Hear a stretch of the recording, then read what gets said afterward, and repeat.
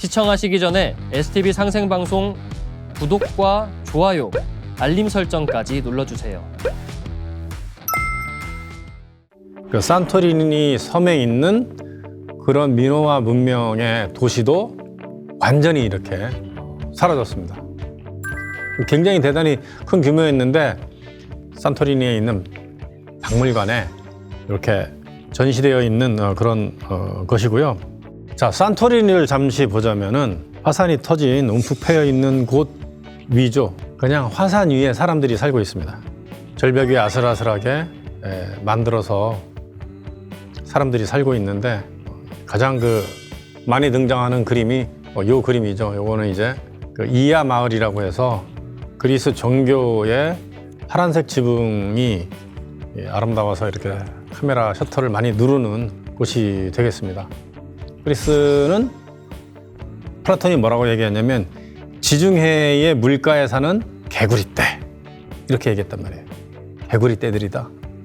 그리스 도시들을 이렇게 표시를 했는데 이제 폴리스들이죠. 독립 도시 국가들을 표시했는데 전부 다 독립이 되어 있어요. 뭉칠 수 없죠. 지금처럼 뭐 교통이 발달한 것도 아니고 이 폴리스라는 말은 언덕 위의 요새라는 파이에서 나왔습니다. PI, 파이라는 그 단어에서 이제 폴리스가 파생이 됐는데 실제로 이런 도시들은 이제 언덕 위에 주로 많이 지었죠. 방어하기 쉬운 곳에 만들었습니다. 자, 그리스에는 그림이 남겨져 있는 게 거의 없습니다. 거의 안 남아 있어요. 조각도 한참 뒤에 나옵니다. 그러면 뭐가 처음에 많이 나왔을까? 이 도자기죠. 도자기. 하는 얘기는 뭐 900도까지 올려서 했다. 뭐 900도도 굉장히 높은 온도인데 그 단계로 얘기하면 처음에 원형 기하학 도자기가 나왔다. 원형 기하학 시대예요. 자, 그 다음에 기하학 도자기인데요. 그리스도 화장을 주로 했고 했기 때문에 그 인체의 모습을 이렇게 잘 드러내서 저렇게 표현을 합니다. 제가 이집트 이야기 하기 전부터도 미술이라든가 문화라든가 어떤 역사의 시작은 이제 신전을 만들고 신에게 제사를 지낸 문화에서부터 시작됐다 이렇게 말씀을 드렸습니다. 이 그리스 같은 경우에는 이제 돌로 이렇게 구조물을 만들면서 이제 세 개의 돌 구조물 지역을 만들죠. 아크로폴리스. 그 다음에 이제 사람들이 사는 그 밑에 마을에 그 돌로 만든 집들이 있고요. 그 다음에 죽은 자들을 위한 도시가 있어요. 신들의 도시와 사는 사람의 도시와 죽은 자들의 도시가 거의 같아요. 붙어 있습니다. 이걸 네크로폴리스라고 하거든요. 알렉산더 대왕이 누굽니까? 마케도니아의 왕자이고 아리스토텔레스의 이제 교육을 받은 엘리트죠. 근데 이 모자이크 그림은 폼페이에서 발견이 됐는데요.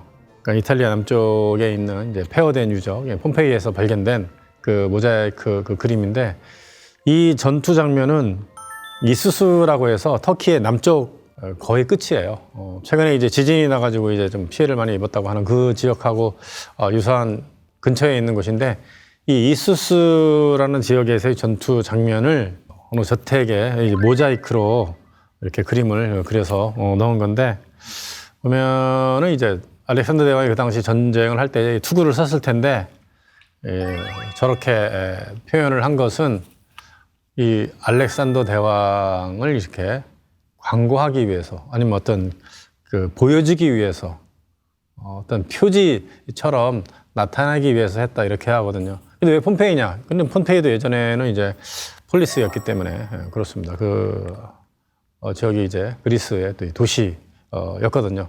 알렉산더 대왕은 처음에 이집트를 정복을 하고 나서 당시에 최대 막강한 그 군사력을 갖고 있었던 페르시아를 물리치고 페르시아의 페르세폴리스에서 금은보화를 잔뜩 가져왔다고 제가 말씀을 드렸죠. 그리고 나서 이제 술에 취한 상태에서 태워버립니다. 페르세폴리스를. 알렉산더 대왕은 뭐 전쟁에서 진 적도 뭐 거의 없고 젊은 나이에 이미 세상의 끝을 다 보고 자기가 할 수 있는 정복지를 다 정복했기 때문에 33살에 이제 죽습니다. 저는 이제 알렉산더가 술을 너무 많이 먹어서 술병으로 죽었다 이렇게 얘기를 하는데 거의 뭐 인도 근처까지 가서 그 그리스 문화를 그까지 이제 전파하는 이제 계기를 이제 만들게 되죠.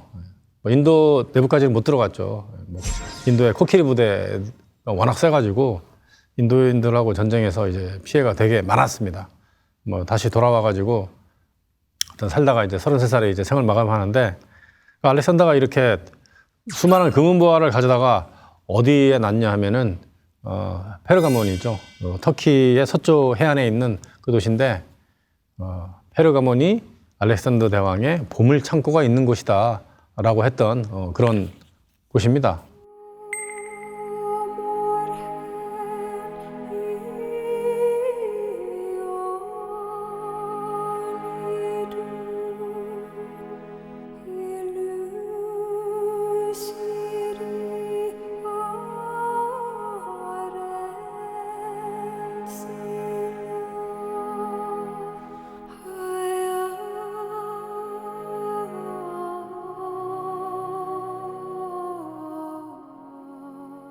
그곳에 대단한 유물들이 있었는데 그 유물을 독일에서 일부 가져옵니다. 그러니까 제우스 대신전의 입구를 가져와요. 그렇게 해서 만든 게 뭐 영어로 하면 퍼가몬 박물관, 페르가몬 박물관을 만드는데 저 그림 속에 보이는 저것이죠. 그러니까 신전 입구를 통째로 뜯어가서 이렇게 만든 거예요. 진이가 있었으면 이렇게 딱 떠가지고 이렇게 가져갈 텐데 조각조각 다 잘라가지고 번호를 매겨서 가져가서 다시 이제 박물관 내부에 조립을 한 어마어마하죠. 아주 그냥 그 조각이라든가 이런 모습들이 아주 섬세하고 아주 대단합니다. 예. 자, 요게 아주 재미난 그 동전이에요. 알렉산더 대왕의 모습인데 아까 페르가몬에서 프톨레마이오스 왕이 만들어서 그리스 지역에 퍼뜨렸던 동전입니다. 근데 보시면 여기 뿔이 달려 있어요. 이렇게 양의 뿔이 달려 있습니다. 이집트를 정복한 알렉산더 대왕을 이집트의 최고신, 당시 이집트 최고신입니다. 아몬 신이죠. 아몬. 태양의 신이기도 하늘의 신이죠.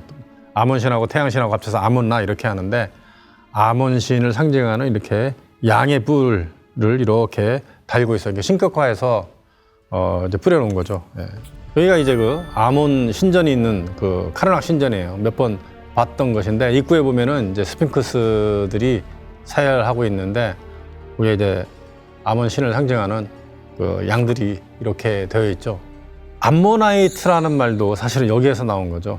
암모나이트. 아몬 신의 뿔이 휘어져 있어서 이렇게 달팽이처럼 되어 있기 때문에 우리 이제 고대 세계의 그 화석 중에 조개 같은 건데 그 안에 그 문어도 아닌 것이 오징어도 아닌 것이 저기에서 이렇게 촉수를 내밀어서 그 물고기라든가 다른 생물을 잡아먹는 것이죠. 암모나이트인데 암모나이트 큰 거는 이제 사람 키만 하죠. 굉장히 크죠. 작은 거는 손가락만 한데 그래서 이제 아몬신에 걸 갖다 해서 이렇게 아몬신의 뿔하고 비슷하다 그래서 암모나이트 이렇게 만들고 있고요. 자, 헬레니즘 시대의 그 최고의 걸작들이 나옵니다. 자, 이런 것들을 보고 그 유럽 사람들이 아주 그냥 정말 입에 침이 마르도록 했던 거거든요. 밀로스 섬에서 발견된 비너스입니다. 저거는 오리지널이에요. 저거는 그리스 오리지널입니다. 예, 원래는 팔이 있었는데 저거를 가져가다가 어떻게 된 건지 저게 팔이 중간에 부러졌다고 하는 밀로스의 비너스입니다. 완벽한 저 자태, 정말 인체 비율에 맞춰서 완벽하게 만든, 그리고 바티칸 박물관 벨베데레 정원에 있는 아폴론 신, 저걸 보고 뭐 괴테를 비롯한 그 수많은 유럽의 지성들이 저걸 보고 너무 완벽하다, 끝내준다, 저게 최고다, 저 이상 없다, 이게 신의 모습이지 해서 했던 게 저 아폴론 신의 그 화살을 딱 쏘고 나서 이 자세잖아요. 활을 이렇게 딱 쏘고 나서 날아가는 활의 그 모습을 이렇게 쳐다보고 있는, 관역으로 날아가는 모습을 쳐다보고 있는 저 아폴론 신의 모습이 이거다라고 이제 극찬을 하는. 사실은 비현실적이에요. 뭐 이렇게 원반 던지는 사람 뭐 이런 것들 모습들부터 시작해가지고 저런 모습에 사람이 비현실적이죠. 뭐 저런 완벽한 몸을 가진 사람도 있을 수는 있겠으나 거의 없습니다. 왜냐하면 그 자연의 모습을 카피해서 사람의 모습을 그 조각으로 카피를 해서 그 부족한 부분을 완벽하게 완성을 시키려고 했던 노력을 했던 사람들이 그리스 사람들이고, 그게 바로 신의 모습이기 때문에 이데아를 찾으려고 했기 때문에 저렇게 그린 거죠. 저렇게 만든 거죠. 혹시 만약에 이제 그리스 사람들한테 뭐 그리스 조각 같다 그러면은 굉장히 그 욕하는 거죠. 저렇게 생긴 사람 없습니다. 없어요. 자, 그리스 헬레니즘 시대의 최고의 조각, 이야기거리가 가장 많은 조각, 보기에도 굉장히 좋은 조각이 바로 라오콘 군상이죠. 이것도 청동상이었다가 로마 시대에 카피한 겁니다. 로마의 한 그 저택의 밭에서 발견된 것인데, 이 라오콘은 누구냐면 이제 트로이의 제사장이죠. 이 트로이 전쟁 때 이 그리스 군들이 이제 후퇴하면서 원래 승리를 한 사람들한테 전리품으로 이제 말을 줬대요. 말을 사랑을 딱 남겨놓고 갔는데, 그 제사장이 저 말을 드리면 안 됩니다 라고 했던 것이죠. 그런데 트로이 전쟁은 그 여자들끼리의 이 반력과 질투 속에서 나온 전쟁이죠. 그래서 그 포세이돈한테 물뱀을 보내서 죽이라고 해서 포세이돈이 보낸 물뱀에 라오콘과 라오콘의 두 아이들이 물려 죽는 모습인데 너무 표정이 생생하죠. 너무 표정이 생생하고 어떻게 보면 좀 과장적으로 보이는데, 헬레니즘 시대가 좀 조금씩 과장적으로 이제 표현을 해가는 그런 시기이기도 하지만, 저도 저거 보고 아주 충격을 받았어요. 와, 돌로 어떻게 저렇게 만들 수가 있지? 그래서 저걸 보고 빈켈만이 한 얘기가 있죠.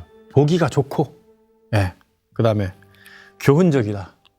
그러니까 어떤 조각을 보고 어떤 감각적이나 아니면 이런 쪽으로 만족을 하면 안 되고, 지성적으로 또는 이제 고차원적인 어떤 것으로서 이렇게 만족을 해야지 진짜 조각이다. 그게 진짜 이제 이데아를 구현한 조각이다. 이렇게 얘기를 하는 거죠. 이제. 자, 이제 마지막 헬레니즘 시대의 것이 이제 사모트라키 섬에서 발견된 승리의 여신 니케, 우리가 나이키라고 하는 여신입니다. 나폴레옹이 사모트라키 섬에서 저 승리의 여신을 발견하고 나서 가져왔는데, 목을 그냥 쳐서 잘랐다고 하는 전설적인 얘기가 있어요. 저는 이제 말이 안 된다고 생각하는데, 왜 목을 자를까?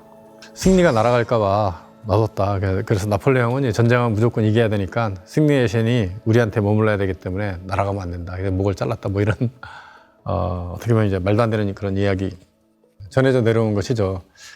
나이키인데 지금 막 날아갈 것 같은 모습이 사실은 가만히 서 있는 게 아니고 발자국을 내디면서 막 날아갈 것 같은 이 젖은 옷 기법이 들어가 있기도 하고, 바람이 불어서 펄럭이는 날개 달린 어떤 존재가 날아가려면 바람이 좀 이제 부는 그런 것이 이제 연상이 되잖아요. 그래서 센 세찬 바람 같은 강풍이 부는 것 같은 그런 느낌을 받는 그런 모습 속에서 승리의 여신이 이제 날 것 같은 그런 모습으로 표현을 했는데, 루브르 박물관에 계단 위쪽에 들어가는 입구가 여러 개 있는데, 그 여러 개 입구 중에 하나에 저기 이제 서 있어요.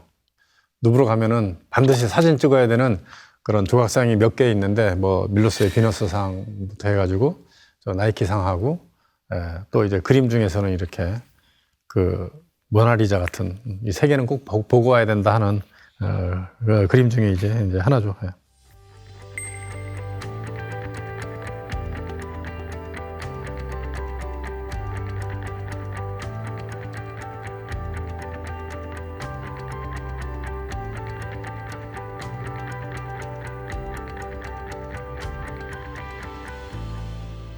알렉산드리아가 이 아시아 지역, 그 인도까지 이렇게 가서 그 영향을 미쳤는데 우리가 간다라라는 지방에 있습니다. 우리 간다라 미술을 할 때 이 간다라 지방.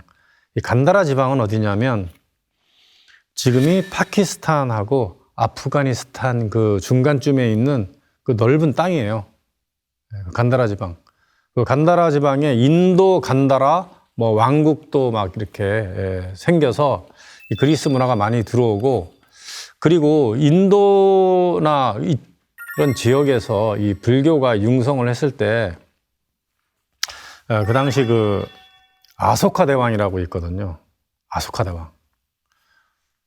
아소카 대왕은 이제 전쟁을 해서 인도를 완전히 통일을 하면서 사람을 너무 많이 죽였어요. 그래서 힌두교로는 안 되기 때문에 이제 시타르타가 이제 만든 그 불교를 그 국가 종교로 이렇게 만들죠. 그 전으로 해서 이렇게 이 조각상이 나오는데 다 그 헬레니즘 모습의 그 조각상입니다. 그 젖은 옷 기법에 의해서 그 부처가 이렇게 쫙 이렇게 마치 여성의 모습에서 볼 수 있었던 그런 조각으로 나타나죠. 그전에는 부처 조각이 없었습니다. 뭐 이런 것들이 뭐 중국을 거쳐서 심지어는 우리 석굴암에까지 영향을 미쳤다라고 하는 거죠.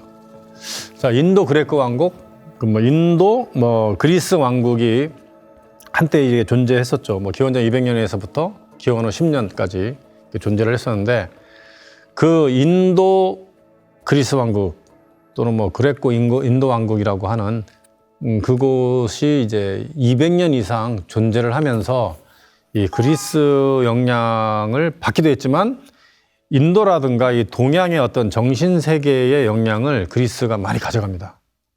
제가 플라톤 이원론 그 얘기를 했는데요. 예, 이데와 자연, 신계와 인간계는 간극이 있어서 나눠졌다. 하나로 되기 어렵다. 그런데 이 이후에 나온 게 뭐냐면 이론론입니다. 이론론. 예. 불교는 이론론이죠. 예. 하나. 이런 것들이 나옵니다. 그래서 플라톤주의의 어떻게 보면 부족한 면을 이제 새로 채운 게 뭐냐면 신플라톤주의인데, 신플라톤주의자들은 이론론자들이고요. 윤회론자들이고요. 불교 윤회가 있잖아요. 윤회론자들이고요. 예. 그래서 새로운 사상 체계를 만드는데 이게 르네상스 시대까지 영향을 주는데, 르네상스 시대가 그 그리스 시대로 돌아가서 그리스를 복원했는데, 뭐를 복원했냐 하면은 정확하게 얘기하면은 신플라톤주의를 이렇게 다시 재탄생을 시킨 거고요. 그런 신플라톤주의가 그 유럽 사상 체계에 크게 자리하면서 기독교에도 영향을 주고, 그 다음에 최소한 헤겔까지 변증법이라고 하는 정반합이라고 하는 이야기를 했던 헤겔까지 최소 영향을 주면서 쭉 이어져 나왔습니다. 서양 정신 세계에서, 정신 문화에서 굉장히 중요한 역할을 차지하는데, 반은 종교이고 이제 반은 철학인, 수행을 해서 주문을 읽어서 신과 하나가 되려고 했던 노력을 했던 사람들이거든요. 자, 오늘은 이제 그리스의 그 문화, 그리스 미술이 어떤 단계를 거쳐서 어떻게 진화가 됐고 그 헬레니즘까지 왔는지에 대한 이야기를 해드렸고요. 그래서 다음 시간에는 그리스의 사실 핵심이 되는 종교 이야기를 해보겠습니다. 다 신교죠. 그리스는 기본적으로 올림푸스의 12신부터 해가지고 다양한 신들 이야기가 있고, 그 이외에도 올림푸스 신화, 그리스 신화에 나오는 인물을 통해서 진짜 이제 신과 하나가 돼서 합의를 하려는, 그러니까 내가 죽어야지, 내가 진짜 죽기 전에 한 번 죽어야지 내가 영원할 수 있다라고 하는 미스테리 종교, 그러니까 신비주의 종교죠. 밀교라고 하는데 왜 밀교냐 하면은 그 행사를 하는 그 신비주의 그 의식을 하는 게 전혀 외부로 누설이 안 됐기 때문에 밀교라고 하는 겁니다. 왜냐하면 그것을 누설을 하면 죽었습니다. 소크라테스도 그런 경험을 했는데 전혀 누설을 할 수 없다. 왜냐? 사실 누설을 말로도 할 수 없는 게 내가 체험을 하지 못하면 못하는 거기 때문입니다. 그래서 그런 것들에 대한 이야기를 하면서 신플라톤주의 이야기와 같이 엮어서 해보도록 하겠습니다. 여기는 이제 그 기독교 이야기까지 이렇게 좀 포괄적으로 이제 이야기가 되는데, 다음 시간에 그 이야기를 하도록 하겠습니다.